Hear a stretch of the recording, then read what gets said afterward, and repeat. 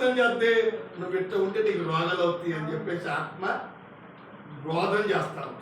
ఈ రెండింటికి వ్యత్యాసమే. అందుకే వేకునే లెగాలి, వేకునే ప్రార్థన చేయాలి, చేతులెత్తి దేవుని వైపు తోడిపియాలి. చదువు మళ్ళీ అదే మాట. వేకునే నీవే నిన్ను వెతికెదను, నీ బలమును నీ ప్రభావమును చూడవలనని పరిశుద్ధాలయమందు నేనెంతో ఆశతో నీ తట్టు కనిపెట్టుతున్నాను. అంటే ఆశతో కనిపెట్టాలి. ఇప్పుడు మీరున్నాం, మనం ఉన్నాం. ఎక్కడ ఒక్కరిద్దరు ముగ్గురు ఉన్నారు, వాళ్ళ మధ్యలో ఎవరు ఉన్నారు? దేవుడు. మన మధ్యలో దేవుడు ఉన్నాడంటే మనం ఆశతో కనిపెడుతున్నాం. ఎవరున్నా లేకపోయినా మాకు మేలు జరిగింది అంతే. ఆ మేలు చేసే దేవుడు మనతో ఉన్నాడు, దీవించిన దేవుడు మనతో ఉన్నాడు.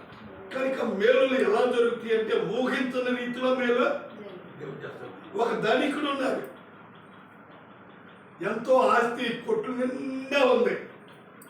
ఇంకా ఏం చేశాడు, ఇంకా ఎప్పుడైతే పంట పండింది, ఇంకా పెద్ద కొట్లు చేశాడు. ఆ ధనికుడు నాకేంటి ఇన్ని సంవత్సరాలు తిన్నా తరగదు, ఇక నాకు దిగులేదు.